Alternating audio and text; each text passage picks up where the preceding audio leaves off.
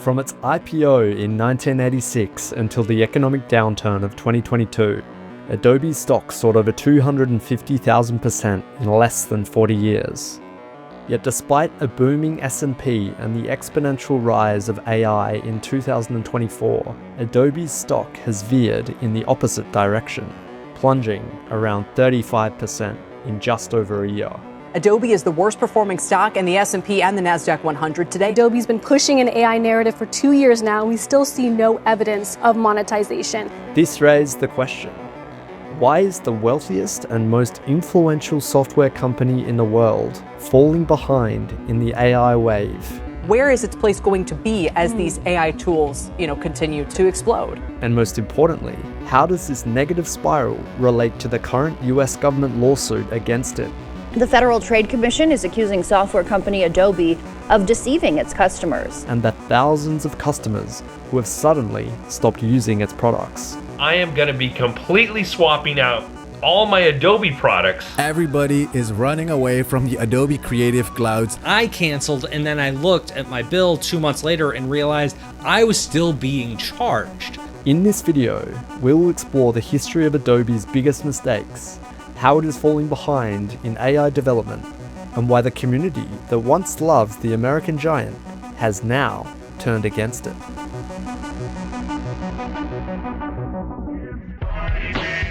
It is 2011, and the digital creation industry is booming. No, David, I said sea lots, not zerglings.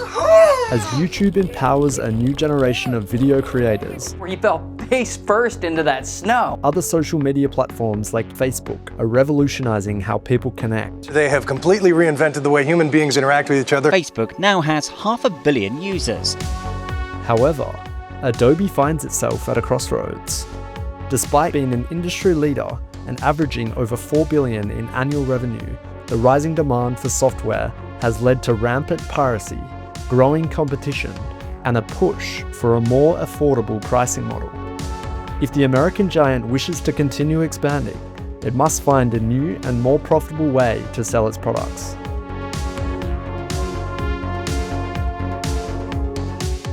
Before 2011, Adobe made over 70% of its profits by selling a bundle known as Creative Suite, a multi-DVD package that offered all of Adobe's cutting-edge software as a one-time purchase for prices that range from $1,300 to $2,600. While the standard version included essential design tools like Photoshop, Illustrator, and InDesign, the Master Collection offered the full suite of Adobe applications, including After Effects, Dreamweaver, Audition, and Encore. Ever since its launch in 2003, these different versions of the Creative Suite have been considered irredeemable successes for Adobe, bringing more than $800 million of profits per year and millions of loyal customers. Yet no matter how successful and profitable these products were, the recurring issues surrounding piracy and competition were too big for the board of directors to ignore. As a result, in October 2011, Adobe announced a more affordable alternative to the Creative Suite, the now infamous Creative Cloud. From May 11, 2012, Creative Cloud offered all of Adobe's flagship software at prices starting at $50 a month for the one-year plan and $75 for the monthly subscription. This way, the hundreds of thousands of creatives who had always wanted to use Adobe software but could never afford it were finally able to do so at a fair price. However, as good as this change seemed from the outside, it came with several caveats. Customers who purchased the Creative Cloud didn't have the right to own a perpetual license for their work when they stopped paying for their subscription. In other words, professionals who relied on Adobe for work lost access to their projects and software the moment they stopped paying. Even worse, users who subscribed to the annual plan and wanted to cancel later on were hit with a hefty early termination fee, amounting to 50% of the remaining contract, a policy that would later become one of Adobe's most controversial practices and spark a legal battle against the American government. Nonetheless, future risks didn't matter to the stakeholders and the board of directors at the time. After implementing this change, the sentiment surrounding Adobe skyrocketed, and so did its profits and stock. With over 700,000 new subscribers and $1.6 billion in additional revenue during the debut year of the Creative Cloud, Adobe's dominance in the creative software market surged, propelling its market capitalization to an all-time high of $19.96 billion by February 2013. Without a doubt, this was an incredible milestone, but the best was yet to come. By the end of the first quarter of 2013, Adobe seemed unstoppable. Customers were happy, investor confidence was stronger than ever, and a sense of accomplishment filled the air at the headquarters in California. As if that weren't enough, the American giant had also acquired Behance, the leading platform for creative professionals to showcase their work and connect with potential clients. With this new purchase, Adobe had now acquired a total of 25 software and digital marketing companies since its founding in 1982. This meant one really important thing. Adobe had now achieved a near monopoly status over creative software, one of the fastest growing and most profitable industries at the time. Only time could tell whether this was a good or bad thing for its customers. Companies that become monopolies or oligopolies acquire so much power that it strictly depends on the company's culture to determine whether this benefits or harms its customers. On one hand, monopolies can deliver significant innovation, reduce costs, and make high-quality products more accessible. On the other hand, their immense power can also lead to them exploiting customers by trapping them in expensive ecosystems that are almost impossible to leave. The goal for us is to be able to deliver rapid, ongoing innovation through the cloud for our print, web, mobile, and application developers. From May 2013 onwards, the company announced that it would discontinue Creative Suite entirely, making all future versions of its software available exclusively through the Creative Cloud subscription. This is a place that we've built to pull together everything you've seen so far in as clear and understandable a way as possible. The first reactions were mixed, but longtime Adobe users who had purchased the different versions of the Creative Suite for years began noticing the hidden catch behind this intelligent business move. As the news settled that same month, a petition titled "Eliminate the Mandatory Creative Cloud Subscription Mode" was launched on change.org. The petition criticized Adobe for making its products more expensive in the long run and for forcing users into a subscription-based model. With over 30,000 signatures collected in just a few weeks, it seemed like the community sentiment surrounding Adobe was finally changing. Why are you paying a monthly fee for software? $600 a year on the thing that basically is doing the exact same thing for me as it did in all previous versions. If I want to cancel my $15 per month plan, it costs me over $80 to cancel. These creatives had a reason to be angry. While the Creative Cloud seemed cheaper on the surface, it was actually far more expensive in the long run. If we calculate what a user would spend in just 3 years, they would end up paying $1,800, the same as buying a permanent version of Creative Suite outright, except that now they have to keep paying indefinitely just to maintain access. However, despite the criticism, Adobe didn't seem to listen to its community, and things were only going to get worse moving forward. While flagship products like Photoshop and Premiere Pro received constant updates and heavy marketing, other software on the Creative Cloud was left to stagnate. Due to the lack of competition, programs like Flash, Fireworks, and Animate, once essential tools for web developers and animators, saw fewer updates and dwindling support. As a result, the backlash surged. Adobe are kinda evil. I have severed all ties with Adobe. For many users, Adobe seemed to have shifted its focus from innovation to retention. It kept its most profitable products at the forefront of innovation, while letting lesser used applications fade into obscurity. It was clear now, for Adobe, money was first and customers were second.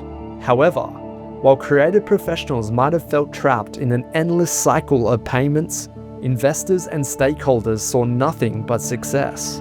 As the years went on, the subscription model proved to be a financial goldmine, ensuring a steady stream of revenue that only grew larger with time. Shares of Adobe shot up 3% at the market open, hitting an all-time high Friday. They reported record Q1 revenue. This is a different company because of the cloud moves and the diversification that they've made, right? The company also beat estimates for digital media AAR. That's a metric of subscription spend of existing customers. Shares of the Photoshop application maker were among the top gainers on the S&P 500, one day after reporting a quarterly revenue surge of nearly 23%. From the introduction of Creative Cloud in 2013 to 2021, Adobe's market capitalization surged approximately 900%, climbing from around $29.16 billion in 2013 to a high of $282.158 billion on November 19, 2021. By the end of that year, Adobe's annual revenue surpassed $15 billion, while its profits exceeded $5.8 billion. And just like that, it was now the 74th most valuable company in the world, regardless of all the controversy. By the end of 2021, Adobe had cemented itself as a creative software powerhouse. It seemed like nothing could slow it down. At the same time, Adobe was also projecting itself into a future, investing heavily in AI research as well as cloud-based collaboration tools and digital marketing. However, for the first time in years, 2022 brought external challenges that Adobe simply couldn't use its power and influence to solve. Russia overnight launched its long-anticipated attack on Ukraine. The Russia-Ukraine conflict, combined with the Federal Reserve's aggressive interest rate hikes, rattled global markets. Stocks have been tumbling worldwide as Russia launched an invasion of Ukraine. As a consequence, Adobe's market capitalization plummeted to $162 billion by October, a staggering 40% drop in less than a year. Not only did this crash wipe over $120 billion off its market value, but it also shook investor confidence and marked the start of one of the sharpest declines in the company's history. Do you think they're going to continue to come under pressure like we've seen this week? The S&P 500 is down over 10% since the beginning of the year. Everyone wants out of tech. Yet Adobe was not alone. Other tech giants, such as Meta, Amazon, and Google, experienced significant stock declines in 2022. The tech giant has faced a tumultuous year. Meta saw its stock plunge by over 30% in February alone. Amazon has shed some $650 billion in market value. Amazon's market value dropped below $1 trillion in November. It just closed out its worst quarter since 2000. And even companies like Tesla and Netflix faced over 60% downturns. However, as the year ended and the global economic situation stabilized, 2023 marked a new beginning for many businesses.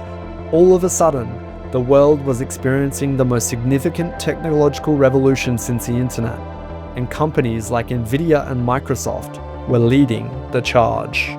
With the massive adoption of ChatGPT worldwide, data analysts, Wall Street investors, and stockholders were now focused on how businesses will implement AI in their workflows and make a profit from this technology. We're already seeing a lot of ways in which AI is starting to impact companies, individuals, productivity. And as people have started to play with this at work, they are realizing it is going to change how they work. All new ways of doing their job. AI is more of a complement to humans right now than something that totally replaces them. This has got the potential to be one of the most amazing things for humanity. Fortunately, Adobe anticipated this shift years in advance.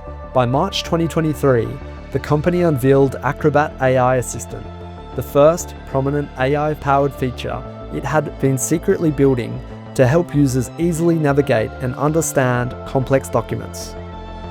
Later, in September, Adobe unveiled Firefly, a suite of generative AI models integrated into Creative Cloud applications like Photoshop, Illustrator, and Adobe Express. These tools enabled users to generate high-quality visuals with simple prompts, ensuring content safe for commercial use. At the same time, This update also introduced over 100 new AI-driven features across Adobe's flagship software.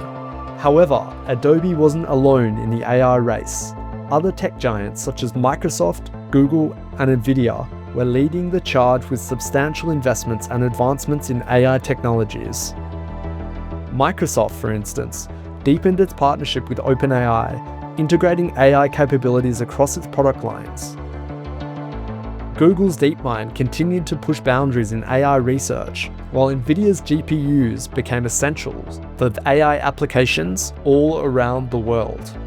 As analysts expected, this surge in AI development, together with the heavily discounted stock prices following the 2022 crash, led to a significant stock rally for these companies in 2023 and 2024. NVIDIA has a huge market when it comes to the data center business. We should start to see it rebound in 2023. NVIDIA's stock, for example, soared as demand for its AI-optimized hardware skyrocketed.